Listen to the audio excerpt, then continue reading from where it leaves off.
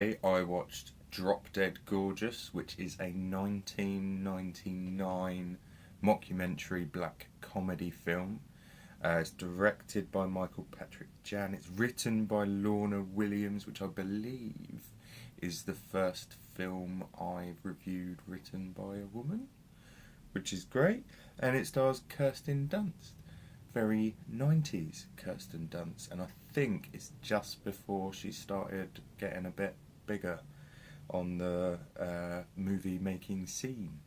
Um, it's a great film, really funny. The sort of way it catalogues the satire and the way it does it, great, really good, just hilarious. And especially the plot revolves around someone killing off beauty pageant contestants, and I did not know. I literally just, do you want to watch this film? Yes. So, no idea what it was about. Didn't even make any connection between the title and what was happening, or the front cover. I didn't see the front cover. So when the first person dies, it's spectacular, and I didn't expect it at all, and it was just so funny.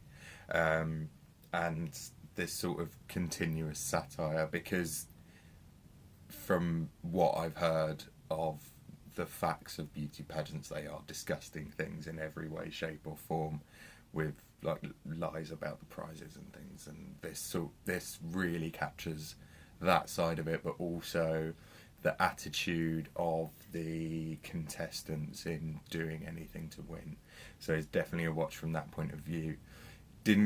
Doesn't have too much of a good reception on release, and it may just be because I'm not in America and I don't have any connection to them at all, that it's just sort of this media thing that I see happens in TV shows and films.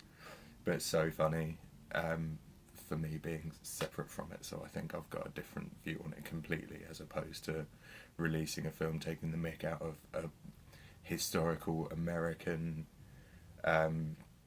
tradition and taking the mick out of it. So they're not going to enjoy that, I don't think, for the most part. And there's some redneck stuff in there as well, and like the wealth gap between families in the same town, and all of that I feel is handled really well, and I found it so funny. And it is very 90s, and the sound is very 90s. It's really cheesy music thrown over the top, and it is a mockumentary, so it's all very much on purpose, I believe. But even just the way people are dressed and the hair and the glasses, although it's like right at the end of the 90s, it still sort of has that 90s funk about it.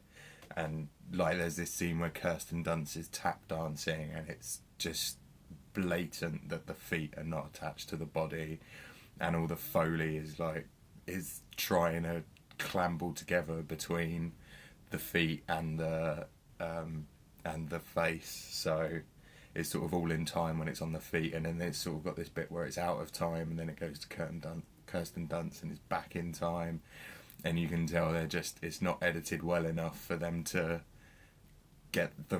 keep the rhythm when it cuts from the bottom to top, and that's just hilarious. And there's like at more than two boom operators on the screen at any time at points in the film, and they've got various different setups, and 1.1 gets food poisoning and is getting dragged into the ambulance with the boom pole in his hand.